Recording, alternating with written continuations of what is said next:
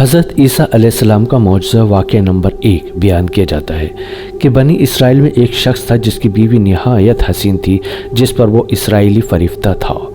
چنانچہ جب اس عورت کا انتقال ہو گیا تو اس اسرائیل کو بڑا قلق ہوا اور ایک مدت تک وہ اس عورت کی قبر پر بیٹھا روتا رہا۔ اتفاقاً حضرت عیسیٰ علیہ السلام کا ادھر سے گزر ہوا تو انہوں نے اس اسرائیلی کو پریشان حال دیکھ کر اس کا سبب معلوم کیا۔ جب اسرائیلی نے اپنا واقعہ بیان کیا تو حضرت عیسیٰ علیہ السلام نے دریافت فرمایا، کیا تو چاہتا ہے کہ میں اس کو تیرے لیے زندہ کر دوں؟ اس نے عرض کیا کہ ہاں حضور، یہی میں چاہتا ہوں۔ چنانچہ جب حضرت عیسیٰ علیہ السلام نے اس قبر کے مردے کو آواز دی تو قبر سے ایک حبشی غلام، جس کے ناک کے نتنوں، آنکھوں اور جسم کے دوسرے حصوں سے آگ کی لپٹیں اٹھ رہی تھیں، حضرت عیسیٰ علیہ السلام کو دیکھتے ہی غلام نے کلمہ پڑھا کہ لا الہ الا اللہ عیسیٰ روح اللہ۔ اسرائیلی نے دیکھ کر عرض کیا، حضور مجھ سے غلطی ہو گئی، میری بیوی کی قبر تو دوسری ہے۔ یہ سن کر حضرت عیسیٰ علیہ السلام نے حبشی کو حکم دیا کہ تم اپنی قبر میں واپس ہو جاؤ۔ چنانچہ وہ مردہ ہو کر گر گیا اور اس کی قبر کو مٹی سے چھپا دیا گیا۔ پھر حضرت عیسیٰ علیہ السلام نے اس دوسری قبر کی جانب توجہ فرمائی اور حکم دیا کہ اے صاحب قبر، اللہ کے حکم سے زندہ ہو جا۔ چنانچہ قبر پھٹی اور اس سے ایک عورت سر سے گرد جھاڑتی ہوئی باہر آ گئی، جس کو دیکھ کر اسرائیلی بولا کہ یا روح اللہ، میری بیوی یہی ہے۔ اور حضرت عیسیٰ علیہ السلام کے حکم سے وہ اسرائیلی اپنی بیوی کو ہمراہ لے کر واپس ہونے لگا، مگر عرصے سے جاگا ہوا تھا، اس لیے اس پر نیند کا غلبہ ہو گیا۔ اس نے بیوی سے کہا کہ تیری قبر پر گری اوزاری اور بیداری نے مجھے ہلاک کر دیا ہے، اس لیے میں چاہتا ہوں کہ کچھ دیر آرام کر لوں۔ بیوی کہنے لگی کہ ہاں، آپ آرام کر لیجئے۔ چنانچہ وہ اسرائیلی بیوی کے زانوں پر سر رکھ کر سو گیا۔ اتنے میں ایک گھوڑے پر سوار ایک شہزادے کا ادھر سے گزر ہوا جو اپنے زمانے کا یکتا حسین تھا، جس کو دیکھ کر وہ عورت از خود فریفتہ ہو گئی اور اس کا دل قابو میں نہ رہا اور فرط محبت و غلبہ و عشق سے مجبور ہو کر شہزادے کے سامنے جا کھڑی ہوئی۔ ادھر جیسے ہی شہزادے کی نظر اس پر پڑی، وہ بھی اس کو دیکھ کر اس پر فریفتہ ہو گیا اور عورت کی خواہش پر اس کو اپنے گھوڑے پر بٹھا کر لے گیا۔ چنانچہ اس کے شوہر نے بیدار ہو کر جب اپنی بیوی کو نہ پایا تو نہایت پریشان ہوا اور اس کو ملنے کی تدبیر سوچنے لگا۔ سوچتے سوچتے آخر اس کے نشان قدم پر چل کر اپنی بیوی کو تلاش کر لیا، جو شہزادے کے پاس پہنچ چکی تھی۔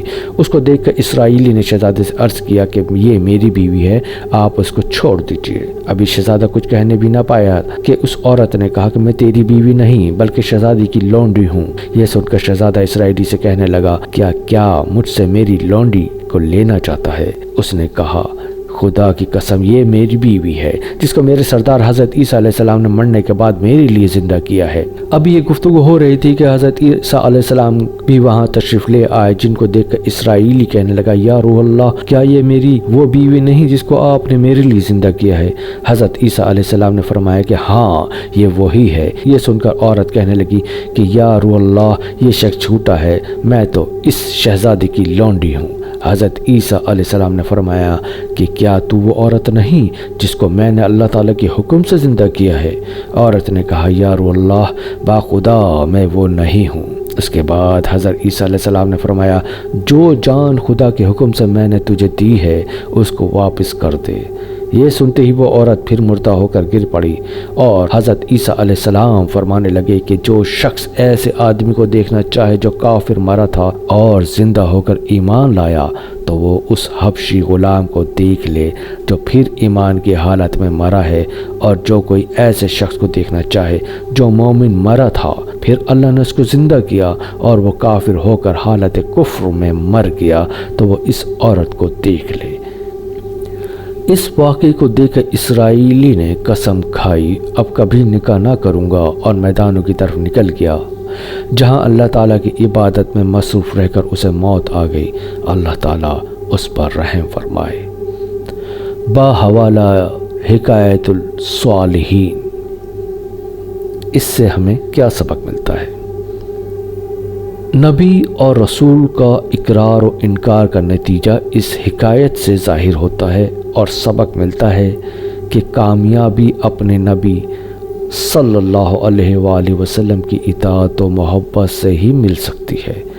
چنانچہ ہمیں بھی چاہیے کہ ہر حال میں اپنے نبی صلی اللہ علیہ وآلہ وسلم کی اطاعت کو سامنے رکھیں چاہے دل مانے یا نہ مانے، لیکن نبی کریم صلی اللہ علیہ وآلہ وسلم کے طریقوں کو لازمی اپنایا جائے۔